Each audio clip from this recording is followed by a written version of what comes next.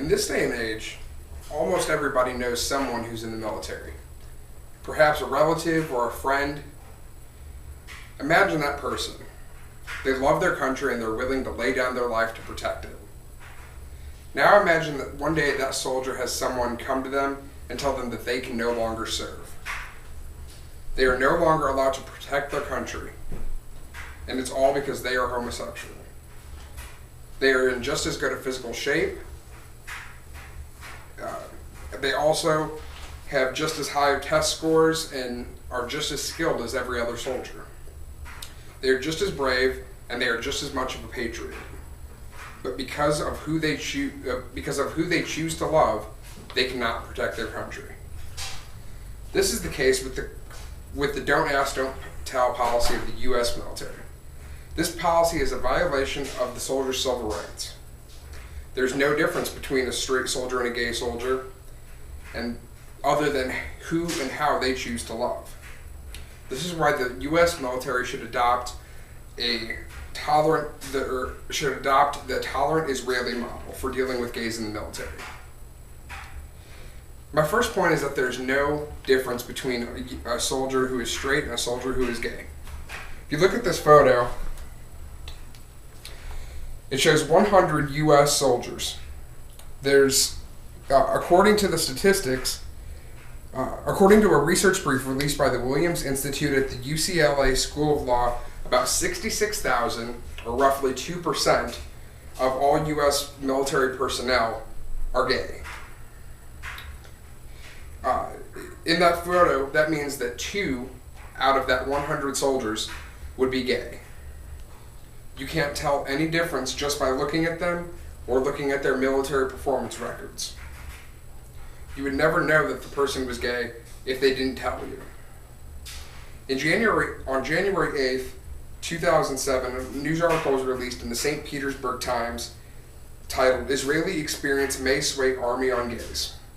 Former officer in the Israeli Defense Force and consul for Media and Public Affairs in New York, David Sarenga, was quoted as saying, "There is not a problem with your sexual tendency.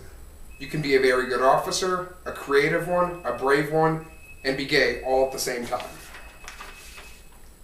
According to former Secretary of Defense Dick Cheney, security concerns once generally raised by supporters of the ban are no longer irrational, since gay and lesbians are not a security risk to the military. Originally, that was the rationale used by the military to ban gays from highly classified intelligence. This quote is evidence that the highest ranks of the military are beginning to realize that there truly is no difference between a gay and a straight soldier, and that the policy of don't ask, don't tell is unjust. In the 1993 court case, Volker Keith Mayhold versus the United States Department of Defense, Volker Mayhold was discharged from the Navy and stripped of his career because he came out on NBC in a newscast and admitted that he was gay. If you look at his military record, he was a soldier far beyond all others. His scores were excellent in every area, he was in peak physical condition, and he was the model soldier.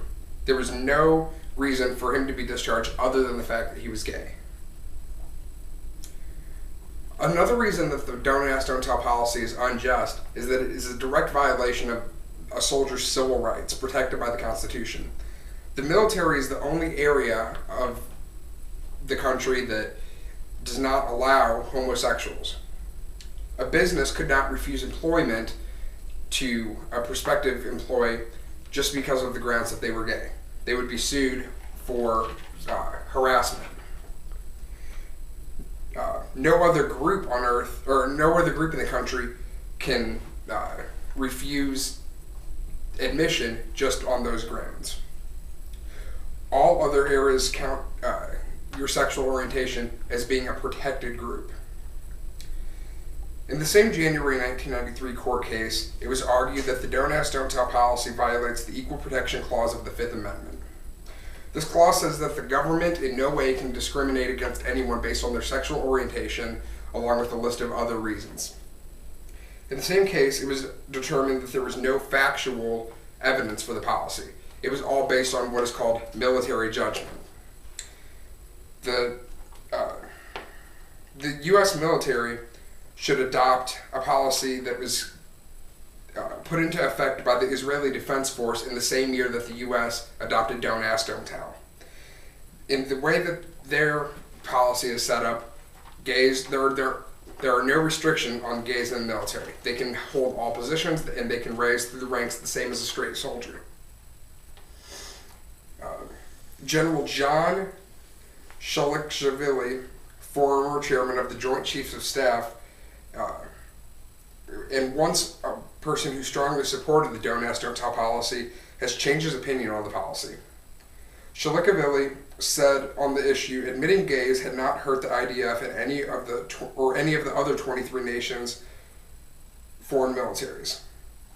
With troops stretched thin by wars in Iraq and Afghanistan, the United States should drop its ban on known gay service members after the new Congress has time to seriously consider the issue.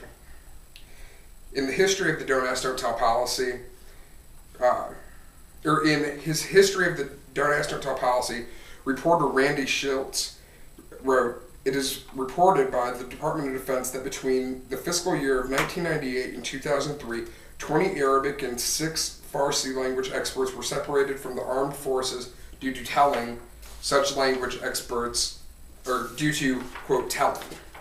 Such experts are highly sought after in the military and extremely rare to find.